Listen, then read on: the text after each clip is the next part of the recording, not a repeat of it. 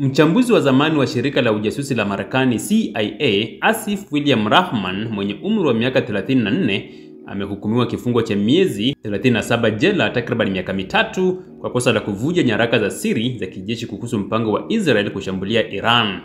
Rahman alikiri makosa mawili ya kushikilia na kusambaza taarifa za ulinzi wa taifa bila idhini, kinyume na sheria ya ujasusi ya Marekani, Espionage Act.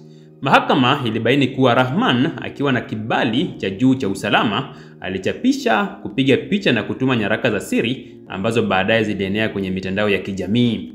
Nyaraka hizo zilionekana Oktoba mwaka uliopita kwenye akaunti ya Telegram inayohusishwa na Iran.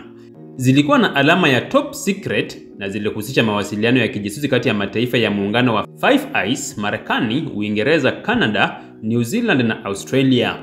Taarifa zilizovuja ziliweka wazi tathmini ya Marekani kuhusu maandalizi ya Israel kabla ya shambulizi dhidi ya Iran, ikiwemo mienendo ya vifaa vya kijeshi.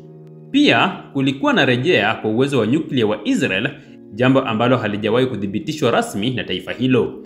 Oktoba mwaka 2024, Israel ilitekeleza mashambulizi ya angani dhidi ya maeneo ya kijeshi nchini Iran, ikiwa ni hatua ya kujibu mashambulizi ya makombora yaliyofanywa na Tehran wiki chache kabla. Taarifa hizo za Rahman zilihusisha mpango huo wa Israel kabla ya kutekelezwa rasmi. Rais wa zamani wa Marekani Joe Biden alieleza wasiwasi mkubwa kuhusu uvujaji huo wa taarifa. Mamlaka zilisema kuwa kitendo hicho kilihatarisha usalama wa taifa na ushirikiano wa kimataifa wa kijasusi. Rahman, aliyekuwa akifanya kazi nje ya Marekani, alikamatwa na FBI huko Cambodia kisha akapelekwa Guam, eneo la Marekani la ng'ambo, ambako alifunguliwa mashtaka rasmi. Kwa miezi kadhaa, mshukiwa huyu alikiuka kiapo chake cha kuvuja siri kuu za taifa letu. Hii ilikuwa ni usaliti kwa Wamarekani wote. Naibu mwanasheria mkuu wa usalama wa kitaifa John Ellsberg alisema katika taarifa kwa vyombo vya habari.